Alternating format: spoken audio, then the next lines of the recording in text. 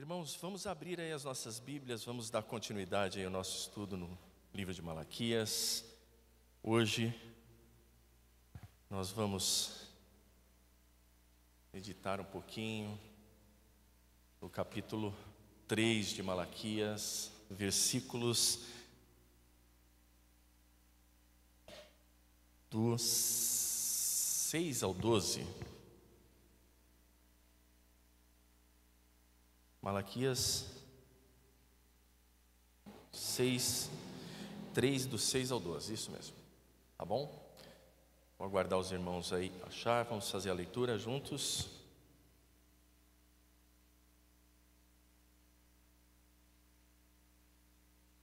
Todos acharam? Diz assim então a palavra do Senhor: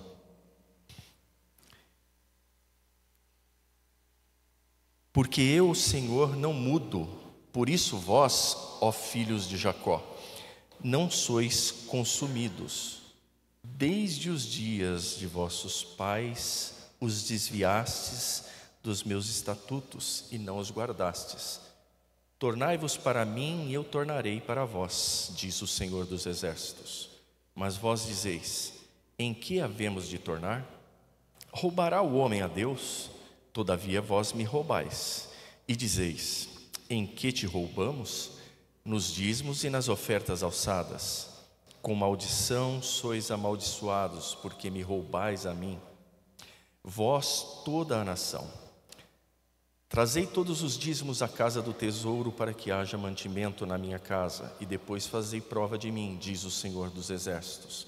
Se eu não vos abrir as janelas do céu e não derramar sobre vós uma bênção tal, que dela vos advenha maior abastança, e por causa de vós repreenderei o devorador, para que não vos consuma o fruto da terra, e a vide no campo vos não será estéril, diz o Senhor dos Exércitos. E todas as nações vos chamarão bem-aventurados, porque vós sereis uma terra deleitosa, diz o Senhor dos Exércitos. Amém? Até aqui, irmãos. Vamos lembrar um pouquinho do que está acontecendo aqui, novamente, né? A gente sabe que o ambiente político era de profunda frustração, né, neste momento aqui. Israel não possuía um rei, não é? Vivia sob a administração do Império Persa, não é? Falamos sobre isso já no início, né, de Malaquias, no capítulo 1, quando iniciamos. A economia era difícil, a colheita era baixa, havia grande desigualdade social, né, entre ricos e pobres, não é? Mas acima de tudo, havia uma frieza espiritual generalizada. E foi justamente isso que nós vimos aí no primeiro, no segundo capítulo, no início do capítulo 3, né? Essa frieza espiritual, ela refletia em sacerdotes negligentes. Essa frieza espiritual, ela refletia em alianças conjugais quebradas. Essa frieza espiritual também refletia na injustiça social e refletia também num culto vazio, não é? E os versículos que nós estudaremos hoje, esses versículos que nós lemos, né, eles tratam profundamente, irmãos, dessa aliança, né, da fidelidade, da justiça de Deus e da nossa responsabilidade diante do Deus imutável, não é? O versículo inicial que lemos já fala sobre isso, não é? Versículo 6 diz aqui: porque eu, o Senhor, não mudo, por isso vós, ó filhos de Jacó, não sois consumidos. Aqui nós observamos que Deus ele apresenta um dos seus atributos mais consoladores da Escritura, que é a sua imutabilidade, não é? Por que um dos seus atributos mais consoladores? Porque, irmãos, se nós observarmos a imutabilidade de Deus, garante que tudo quanto Ele é hoje, Ele o será eternamente. E isso é maravilhoso, amém? Essa imutabilidade de Deus garante que o nosso Deus, ele não tem sombra de variações, né? Ele é o mesmo sempre, não é? E é interessante também que nós observamos que quando ele vai falar de que ele é um Deus que não muda desse seu atributo, que é a imutabilidade, ele vai dizer e ele se reporta ao povo como filhos de Jacó, não é? E talvez ironicamente, intencionalmente, Deus o faça assim, não é? Através do profeta Malaquias. Por quê? Quem era Jacó antes de ser transformado? Jacó, ele era instável, ele fora enganador, foi vacilante. E o que Deus está dizendo aqui é que ele não é assim, ele não é como Jacó, ele é um Deus imutável. Então, a fidelidade do povo era oscilante, mas a fidelidade de Deus era e sempre será permanente. O Senhor inicia um assunto que ele vai falar aqui com esse povo, através do profeta Malaquias, deixando bem claro que ele é um Deus que não muda, que ele não oscila, ainda que esse povo viva sempre oscilando, não é? É por isso, ele diz assim, no versículo, que Israel não fora consumido, não é? Apesar de suas infidelidades, não é? E nós observamos aqui, lendo esse texto, que a base da preservação do povo não era o comportamento do povo, mas o caráter de Deus.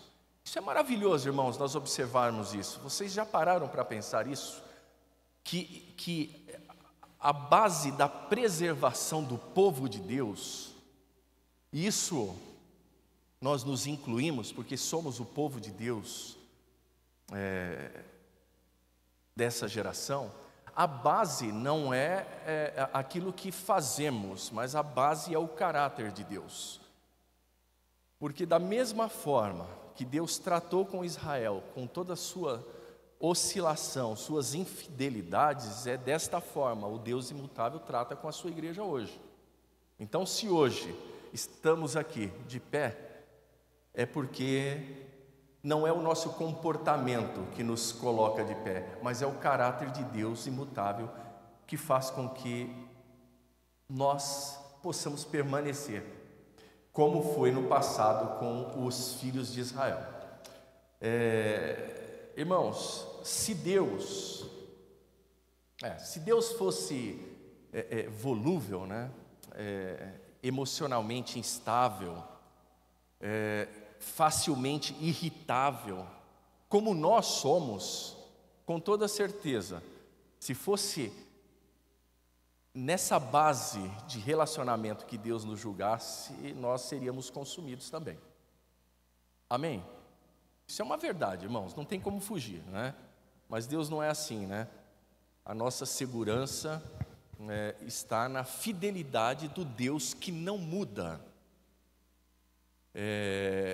Tem um texto que Tiago escreve em sua epístola, capítulo 1, versículo 17, ele diz assim, que toda boa obra, toda boa dádiva e todo bom dom, ou dom perfeito em algumas traduções, vem do alto, descende do Pai das luzes, e ele diz assim, em quem não há mudança e nem sombra de variação. Não é? O que ele está dizendo? Olha, tudo que vem de bom vem de Deus, e esse nosso Deus, o Deus, o Pai das luzes, né? É esse o termo que Tiago usa, ele não muda, ele é imutável, ele não tem sombra de variações, ele não muda, tá? O versículo 7 aqui, para nós continuarmos, olha, desde os dias de vossos pais, vós desviastes dos meus estatutos, e não os guardastes. Tornai-vos para mim, e eu tornarei para vós, diz o Senhor dos Exércitos. Mas vós dizeis, em que temos de tornar? Algumas traduções, esse tornar é arrepender-se, né? Talvez em uma tradução mais contemporânea está dizendo, do que temos que nos arrepender? É o povo dizendo, né, para Deus, né? Agora, o que está acontecendo? Deus, ele acusa Israel de um pecado histórico e recorrente, é algo que acontece historicamente, né? Que é o abandono da aliança, do pacto que eles fizeram com Deus. O termo aqui que Deus usa é os meus estatutos, e isso refere-se às ordenanças e os princípios pactuais estabelecidos desde Moisés. O que Deus está dizendo aqui ao povo é que desde a época de vossos pais, no passado, vocês têm sido desobedientes, vocês têm se desviado dos meus mandamentos, dos meus estatutos, e aqui a acusação que Deus faz, ela é uma acusação dupla. Primeiro, é um desvio persistente e uma desobediência contínua. Historicamente, o povo estava se desviando persistentemente e desobedecendo a Deus continuamente. Mas o ponto central aqui deste versículo é a graça da restauração. Porque Deus diz assim: olha, tornai-vos para mim e eu tornarei para vós. Em outros momentos da história do povo de Deus, Deus já havia falado sobre essa questão.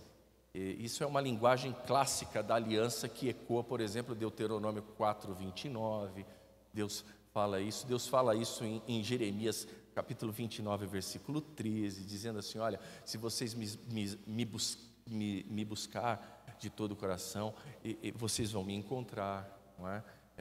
Então, Deus continua disposto aqui, passado tanto tempo, de tanta persistência nos seus desvios e de tanta desobediência contínua do povo de Deus, Deus continua aqui disposto a restaurar esse povo, apesar desse longo histórico de rebelião, não é? Agora, a resposta do povo está aqui no final do versículo. O que eles dizem, né? O que eles argumentam? Eles dizem assim: olha, em que havemos de tornar a ti? Em que havemos de se arrepender? Não é? E essa é uma resposta que revela de fato uma cegueira espiritual muito grande, irmãos, porque, observem, eles não conseguiam reconhecer o pecado. Irmãos, o reformador João Calvino, ele diz que não tem nada mais perigoso do que quando o pecador perde a capacidade de perceber que está pecando. O que acontece com esse povo? É um povo que estava adorando outros deuses, que tinha rejeitado por completo Deus? Não, não é isso.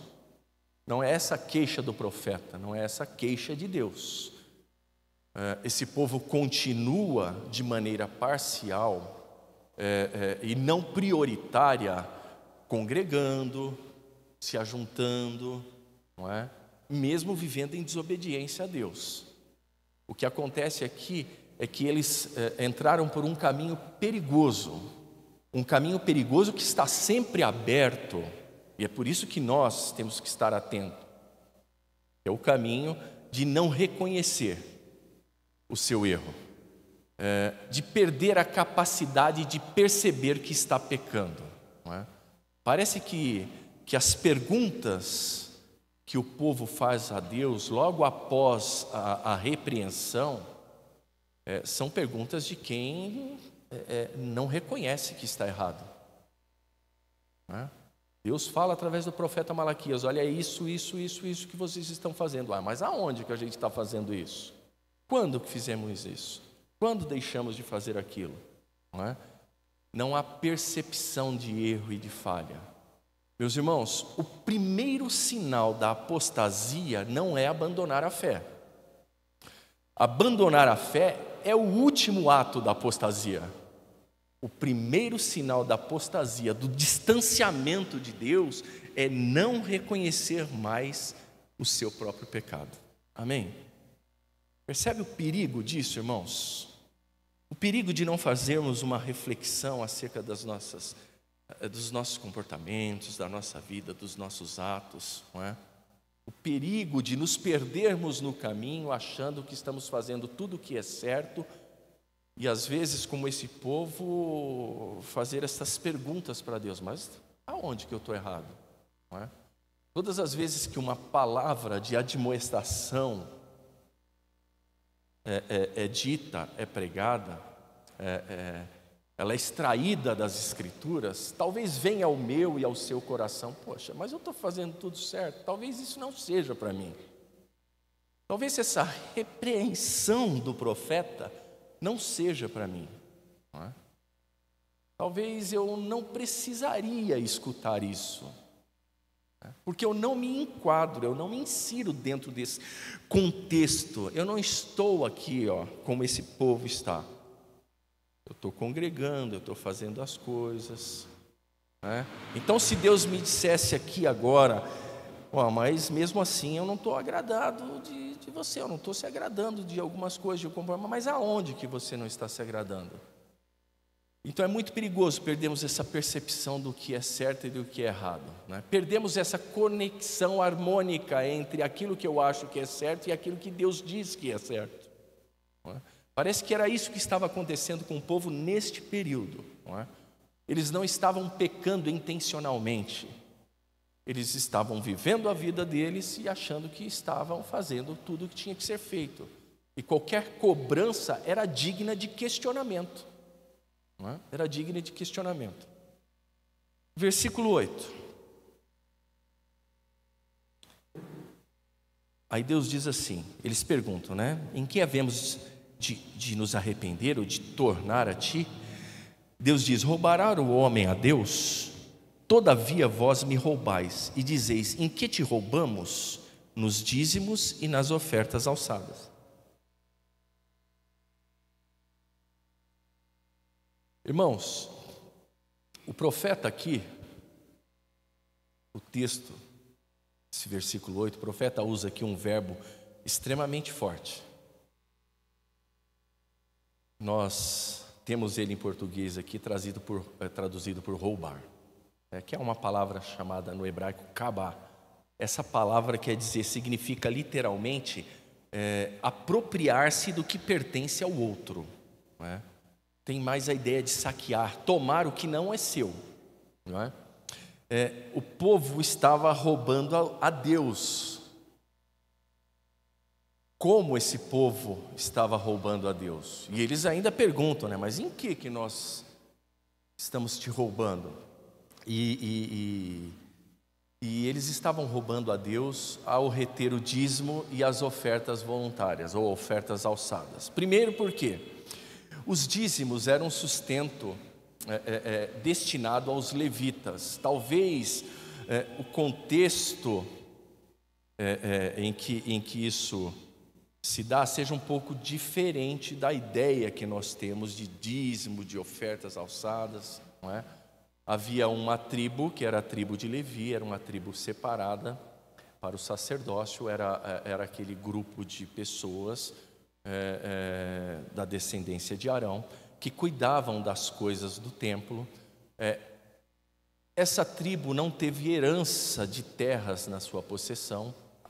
O texto bíblico, quando na distribuição das terras, as tribos diz que a herança de Levi era o senhor da tribo de Levi, e eles iam cuidar especificamente do templo, das coisas relacionadas ao templo, isso bem antes do tabernáculo e tudo mais, não é? Então, o não ter terra, o não possuir uma terra, isso significa que você não tem de onde tirar sustento, porque a economia girava em torno daquilo que a terra produzia, não é? Então eles precisavam, e isso foi regulamentado por Deus, eles precisavam deste auxílio, não é, dos seus irmãos, para que não passassem necessidade. Vamos abrir um texto aqui para a gente ver nas Escrituras, está lá em Números, né? Então, o que estava acontecendo aqui neste momento de Malaquias? Eles estavam retendo os dízimos, as ofertas alçadas, que eram destinadas para esse fim. Versículos Números 18. Livro de Números, capítulo 18, vamos ler aqui uns 4 versículos, só para a gente entender o contexto. versículos 20 ao 24.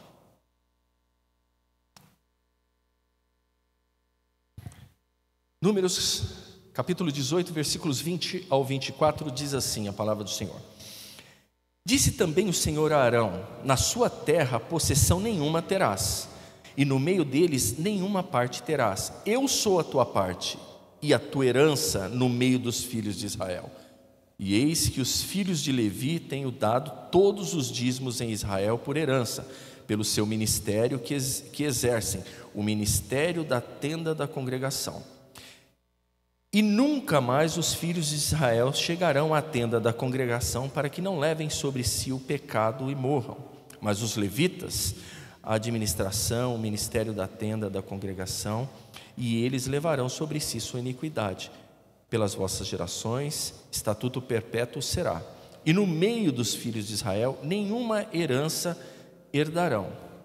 Versículo 24. Porque os dízimos dos filhos de Israel, que oferecem ao Senhor em oferta alçada, tenho dado por herança aos levitas, porquanto eu lhes disse: no meio dos filhos de Israel nenhuma herança herdarão. Tá certo? Então eles não tinham herança, né, na divisão das terras, mas eles tinham a garantia da parte de Deus que 1/10 de tudo que se produzia seria destinado a eles, né? Seria destinado a eles. Mas o que acontece? O povo não estava obedecendo a essa normativa de Deus, não é? Então havia um problema muito grande, não é? Eles estavam roubando a Deus. Quando novamente eles perguntam, e essa pergunta demonstra novamente a cegueira espiritual que os seguia: em que nós estamos te roubando? Não é? Eles não conseguiam enxergar isso. E aí Deus diz assim: olha, vocês me roubam nos dízimos e nas ofertas, naquilo que a gente já tinha acordado. Vocês não estão cumprindo a parte de vocês. Amém, meus irmãos? Esqueçam um pouco a questão financeira de dinheiro, que está mais atrelada à nossa ideia de dízimo, e saiba que nós também podemos roubar a Deus quando retemos para nós aquilo que deveria ser instrumento da sua glória. Amém? Quando nós retemos para nós aquilo que não é nosso, não é? Por exemplo, o tempo, os recursos que Deus nos dá, os dons, a nossa devoção, a nossa adoração, tudo isso pode nos fazer roubar a Deus, não é? E Deus vai continuar falando sobre essa questão com eles, né? No versículo 9 diz o seguinte: com maldição sois amaldiçoados, porque me roubais a mim, vós toda a nação, não é? Observem que a maldição aqui ela não é arbitrária, não é? Mas ela é resultado do pacto. Isso foi estabelecido, foi acordado entre eles, não é? Não é arbitrária. Quando eu falo arbitrária, irmãos, é que assim, não foi algo decidido com base na vontade, não é? E nem no capricho ou na preferência pessoal de Deus, não é? Deus está simplesmente seguindo regras que já foram estabelecidas, não é? Era assim que deveria ser, não é? Eles estavam quebrando essas regras. Então, a gente lendo um pouquinho lá dos capítulos 27 e 28 de Deuteronômio, a gente vai perceber que Deus estabeleceu bênçãos para a obediência e também estabeleceu maldições pela infidelidade. O povo sabia muito bem disso, não é? As maldições estavam se manifestando na agricultura. É o que Deus vai dizer aqui, versículos 10 e 11. A gente já vai chegar neles, né? O que acontecia? Pragas, seca, baixa produtividade, tudo isso estava ocorrendo em virtude da desobediência deste povo, não é? Agora, observem que não eram indivíduos isolados. O final do versículo 9 diz que vós, toda a nação, estão me roubando, e vocês serão amaldiçoados por isso. Toda a nação aqui estava envolvida, o pecado era coletivo, por isso este pecado traz consequências coletivas também, não é? E o versículo 10 vai deixar muito claro algumas questões, né? Antes de finalizar.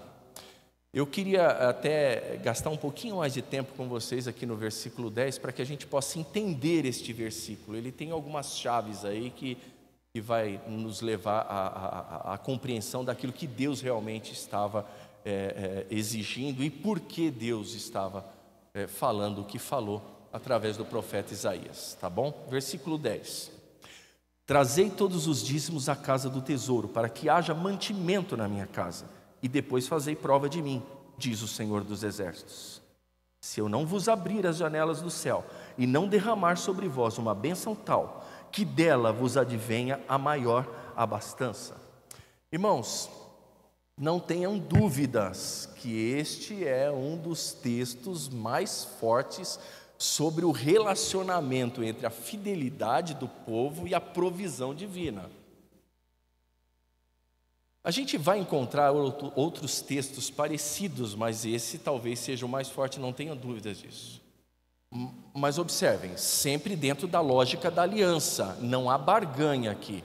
Amém, meus irmãos? Não há troca. Deus não está dizendo assim, olha, se vocês me derem o dízimo, é por isso que eu abençoo vocês nisso. Não, isso está estipulado dentro da lógica da aliança. Tá? Não há troca, não há barganha aqui. E o texto do versículo 10 diz assim, olha, trazei todos os dízimos à casa do tesouro. O que era a casa do tesouro? O termo aqui, ele se refere às câmaras anexas no templo, onde se armazenavam cereais, azeite, vinho e recursos para o sustento dos levitas. Era esse tipo de coisa que eles ofereciam como dízimo. Era a 10ª de tudo que eles produziam. A 10ª dos seus cereais, a 10ª do azeite, do vinho, de tudo aquilo que eles conseguiam do seu trabalho, para que pudesse ser destinado aos levitas. Então, a casa do tesouro eram câmaras anexas ali no templo, que eram armazéns para guardar os suprimentos, tá certo, meus irmãos? Depois ele vai dizer assim, para que haja mantimento na minha casa. No período pós-exílico, só para a gente entender, que é o período depois do exílio babilônico, né? Muitos levitas, isso historicamente comprovado, até tem um texto aqui que eu quero ler com vocês, em Neemias, muitos levitas haviam abandonado o ministério porque eles não tinham sustento, né? Em virtude da desobediência do povo e da negligência no cumprimento das suas funções estabelecidas por Deus, muita gente deixou de ofertar, deixou de dizimar, e o que acontece? Faltou mantimento para os levitas, e aí eles tinham que fazer outras coisas, né? Eles tinham que se aventurar também a ganhar o seu pão de cada dia. Eles dependiam única e exclusivamente disso, não é? Isso porque era uma orientação divina. Agora, a negligência do povo estava produzindo um colapso espiritual e ministerial no templo. Esse era o grande problema aqui, não é? Deus não está interessado em dinheiro de ninguém, não é nada disso, irmãos. Aqui o contexto é outro, tá? Deus está preocupado com os levitas. E olha que coisa interessante, irmãos. Esses sacerdotes ainda estavam dando trabalho para Deus. E há alguém que diga que o Deus do período veterotestamentário é um Deus que se apresenta durão, um Deus bravo, um Deus sem misericórdia, um Deus preocupado com o sustento de gente que não estava fazendo o seu serviço, executando da maneira que ele deveria fazer. Mas Deus estava preocupado com eles, ao ponto de dizer: quando vocês negligenciam o trabalho de vocês em relação à responsabilidade que vocês têm com os levitas, com os sacerdotes, vocês estão me roubando. É isso que Deus está dizendo. Amém? Olha que coisa, irmãos. Vamos para um texto aqui um pouco para trás? Voltem aí. Um pouco não, muito para trás, né? Neemias. Vamos para o texto de Neemias. Vamos aqui para o livro de Neemias. Eu quero que os irmãos observem. Neemias capítulo 13. Vou dar um tempinho para vocês acharem, para nós lermos juntos. Capítulo 13 de Neemias é justamente nesse período aqui de Neemias que vai se desenrolar a volta, né, do povo do cativeiro. E Neemias, ele vai apresentar aqui essa dificuldade que o Malaquias expressa, isso aí pouco mais de 100 anos depois, né? Ainda em relação a esse povo que volta do cativeiro. Neemias capítulo 13, versículos do 10 em diante, até o 12, diz assim, até o 12 só, 10 ao 12. Também entendi que o quinhão dos levitas se lhes não dava, de maneira que os levitas e os cantores que faziam a obra tinham fugido cada um para a sua terra. Então contendi com os magistrados e disse: por que se desamparou a casa de Deus? Porém eu os juntei e os restaurei no seu posto. Então todo Judá trouxe os dízimos do grão e do mosto e do azeite aos celeiros. Observaram aí o que estava acontecendo, irmãos? Ele diz assim: os levitas não receberam a sua parte, a parte que lhes é devida na herança. Cada um foi embora, se dispersaram. O que está acontecendo? Neemias está dizendo. E aí ele diz assim: eu fui lá e discuti com os magistrados. O que está acontecendo? Por que está desamparada aqui a casa de Deus? A casa de Deus, né, tinha uma relação direta com aqueles que oficiavam na casa, no templo, não é? O que está acontecendo? Cadê os levitas? Eles não estão sendo sustentados, o povo não está dando dízimo, não tem oferta alçada, estão passando necessidade. Abandonaram o ministério, abandonaram o serviço, não é? Isso é uma coisa muito séria, irmãos, para um povo que vivia em função do templo, da sua religião, não é? O colapso, ou seja, o desmoronamento ministerial e espiritual estava decretado, não é? Tinha que se fazer alguma coisa, não é? Depois Deus vai dizer o seguinte, ainda no versículo 10: para que haja mantimento, a parte A, né, na minha casa, e depois fazei prova de mim, diz o Senhor dos Exércitos. Irmãos, eu não sei se vocês já observaram nas Escrituras, eu vejo que vocês são exímios leitores da Bíblia. Sim, né? É a única vez nas Escrituras em que Deus ordena o povo a testar a sua fidelidade. Você pode ler a Bíblia de Gênesis e Apocalipse, nunca você vai encontrar novamente Deus abrindo espaço, dando concessão para que eles possam testar a sua fidelidade. Só aqui, em Malaquias capítulo 3, versículo 10. Né? Testar a sua fidelidade no sentido de experiência da aliança. Né? Não novamente lembrando, não é barganha, não é tentação, mas é a confirmação do pacto. Deus diz assim: olha, se vocês fizerem a parte de vocês, com toda certeza, eu vou cumprir a minha. Pode me testar, né? Pode fazer prova de mim. Nós vamos encontrar em outros textos das Escrituras Sagradas, inclusive até mesmo no Novo Testamento, outras pessoas dizendo assim: olha, provai e vede que Deus é bom, né? Mas são outras pessoas. Deus dizer: olha, fazei prova de mim, só aqui, em nenhum outro lugar nas Escrituras. Mas Deus está dizendo: olha, teste a minha fidelidade, faça a sua parte e veja se eu não sou capaz de fazer a minha. Amém, meus irmãos? Esse Deus imutável é o mesmo Deus que pode dizer para nós hoje: olha, faça a sua parte e teste a minha fidelidade. Veja se eu não sou capaz de cumprir a minha parte na aliança. Amém, meus irmãos? Depois, o versículo 10 vai se encerrando aqui e ele diz assim: se eu não vos abrir as janelas dos céus e não derramar sobre vós uma bênção tal.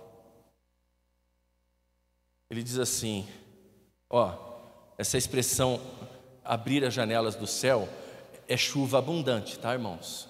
Chuva mesmo, tá? É a mesma expressão usada lá em Gênesis no capítulo 7, se não me falha a memória, o versículo 11, em que Deus está falando sobre o dilúvio, que as janelas dos céus foram abertas e caiu uma chuva abundante no período do dilúvio. Então isso aqui é chuva mesmo, né? E é lógico que a chuva é a solução para uma crise agrícola, não é? Então essa crise agrícola, ela cessaria, é o que Deus está dizendo, quando o povo retornasse à sua fidelidade para com Deus. Amém? Aí Deus está dizendo, aí vai acabar esse momento de dificuldade, de miséria, é só vocês fazerem a parte de vocês, né? Pode deixar que a minha eu cuido. E ele diz assim, que derramaria uma bênção, o texto diz aqui, sem medida, não é isso? Sem medida.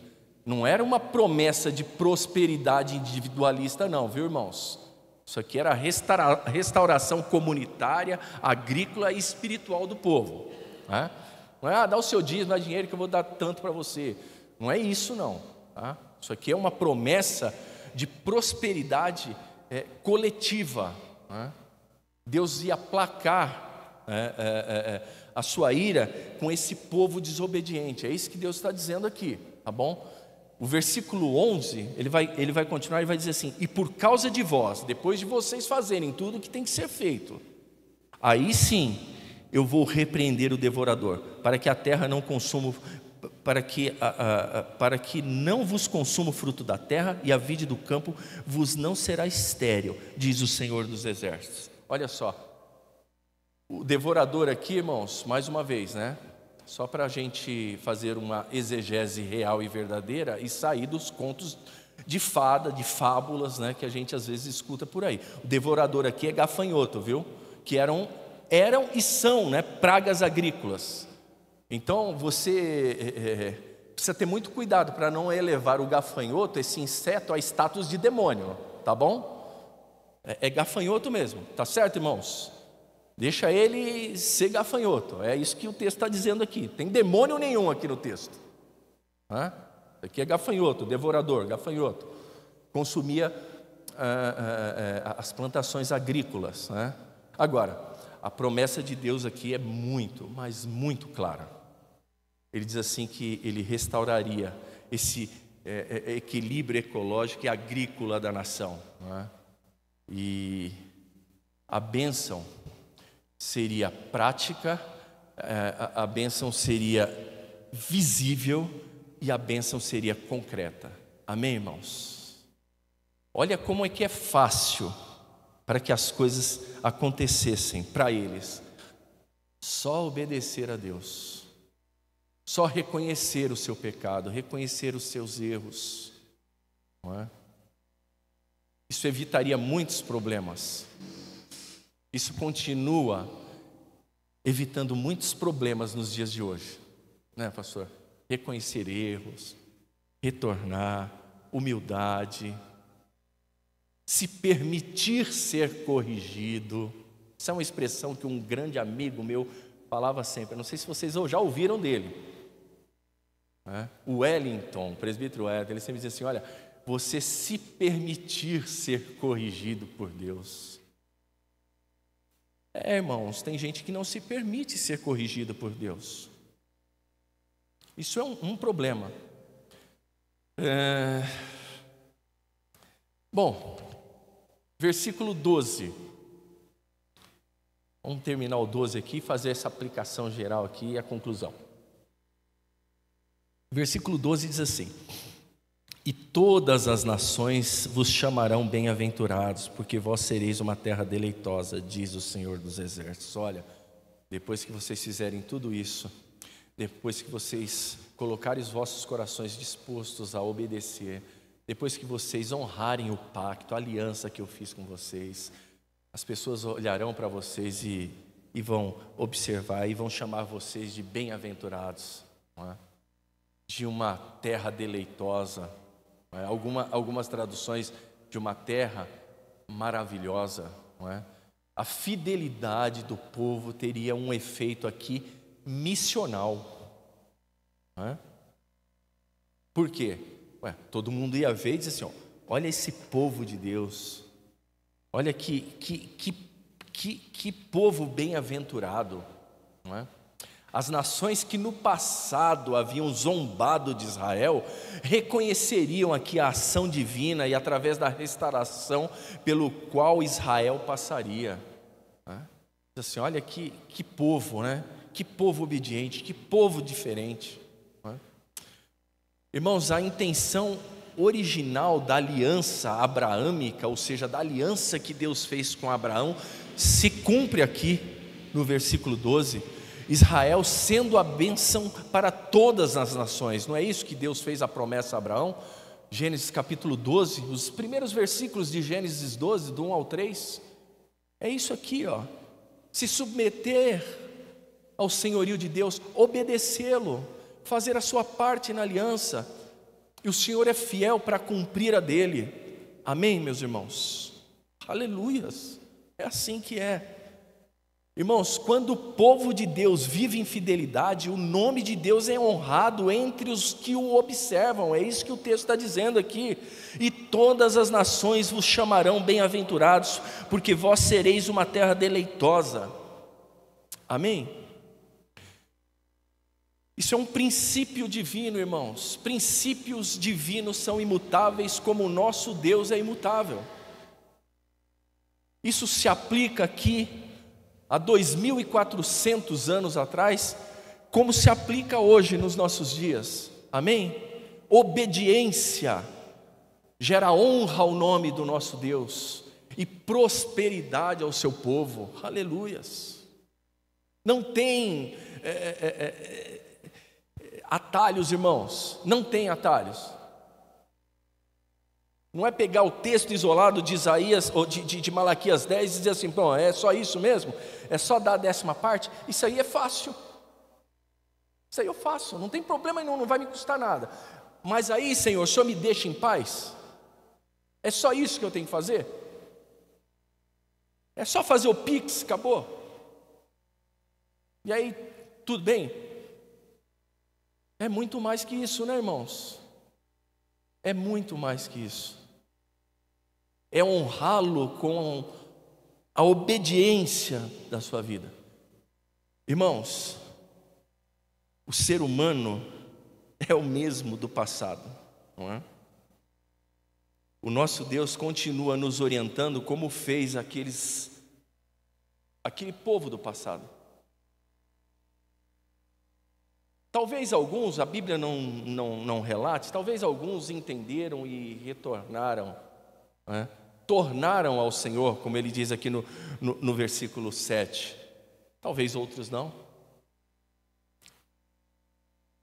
Oxalá sejamos nós aqueles que ouvem e retornem a Deus e se deixem ser repreendidos pelo Senhor, que se voltem para Deus, que observem que precisamos melhorar, que o simples fato de nos ajuntarmos, de cumprirmos alguns ritos, que isso é pouco diante da fidelidade de um Deus que exige mais de nós.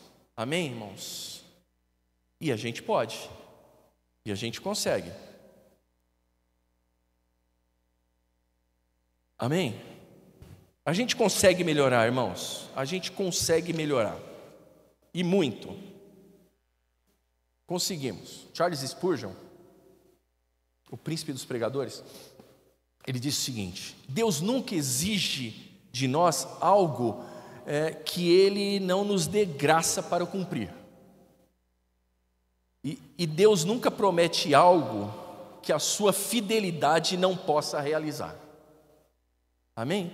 Deus nunca exigirá de nós algo que a sua graça não nos ajude a cumprir, e Deus nunca nos prometerá algo que a sua fidelidade não possa realizar. Acredite, irmãos, nós podemos melhorar. Deus esperava uma melhora desse povo, porque senão não havia razão para que o profeta se desempenhasse para poder confrontá-los e ensiná-los. Não é? Acredite, nós podemos. Amém? Bom, o princípio maior a se aprender aqui é de fato a obediência, não é? Ouvirmos aquilo que Deus tem para nos dizer e nos submetermos a essas verdades, não é? Quando nós falamos e eu quero até falar com os irmãos a respeito, porque o texto fala de dízimos, de ofertas, eu falei dentro daquele contexto deles, né, daquele período, sobre essa questão de dízimos e ofertas. Para nós hoje, isso tem sido sempre exposto aqui, naqueles momentos em que na ceia nós ofertamos e dizimamos. O Novo Testamento ensina o cristão a contribuir com generosidade. Amém? Com generosidade, com alegria, de forma metódica, não é?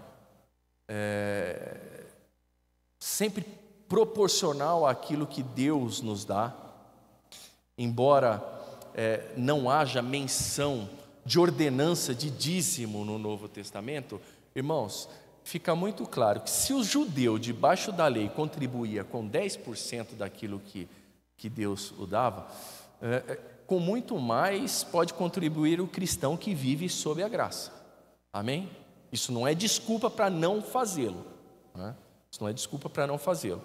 Eu quero ler um texto que está lá em 2 Coríntios, a segunda epístola de Paulo aos Coríntios, só para a gente contemporaneizar aqui o assunto. 2 Coríntios, capítulo 9, do versículo 6 ao 9. Segunda epístola de Paulo aos Coríntios, capítulo 9, versículos 6 ao 9, diz assim a palavra do Senhor: E digo isto, que o que semeia pouco, pouco também ceifará, e o que semeia em abundância também ceifará. Cada um contribua segundo propôs no seu coração, não com tristeza ou por necessidade, porque Deus ama ao que dá com alegria. E Deus é poderoso para fazer abundar em vós toda a graça, a fim de que, tendo sempre em tudo toda a suficiência, abundeis em toda boa obra. Conforme está escrito: espalhou, deu aos pobres, a sua justiça permanece para sempre. Amém? E assim é. Eu espero, irmãos, que a essência daquilo que Deus disse aqui nesses versículos do 6 ao 12, nós possamos absorver essa essência, né? Se nós pudéssemos resumir aqui em uma frase, seja obediente a Deus, seja fiel ao Deus da aliança. Amém, irmãos? Deus tem uma aliança conosco, irmãos. Sabiam disso? Deus tem uma aliança conosco. Sejamos responsáveis na parte deste contrato. O que é uma aliança, um pacto? É um contrato, né? O contrato tem duas partes. Tem o corpo do contrato, que são aquilo que vai reger aquilo que deve ser feito, cumprido. Uma parte daquele que faz o contrato, a aliança, nós sabemos e podemos ficar tranquilos que ele vai cumprir. Agora cabe a nós, né, fazer a nossa parte do contrato, né? Ser responsável com a nossa parte na aliança. E não é difícil, irmãos. Lembre-se, Deus não vai exigir nada de nós que a graça dele não possa nos ajudar a cumprir. Amém? Que assim seja para a glória de Deus. Que isso seja realmente uma verdade na minha vida, na tua vida, irmãos. De verdade.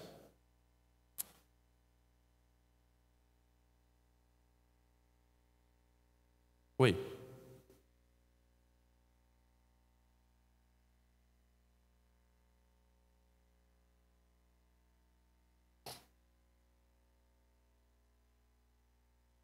Isso. E o que não serve. É isso aí. Mas aguarde os próximos capítulos, vamos chegar lá. Tá bom, tá bom. Chegaremos lá, se Deus assim nos permitir. Vamos chegar aí, vamos chegar aí. Sim. É isso aí. Vamos fazer a nossa parte, né? Amém, meus irmãos? Vamos orar? Vamos orar ao Senhor? Irmãos, vamos continuar orando. Existem alguns pedidos de oração que nós temos orado aí semanalmente. Eu não sei porque eu não conversei com a irmã Rosângela, no Magu, a respeito do primo. Não sei como é que está a situação dele, do Robson, lembra, né? Estava com câncer, não sei como é que está a situação.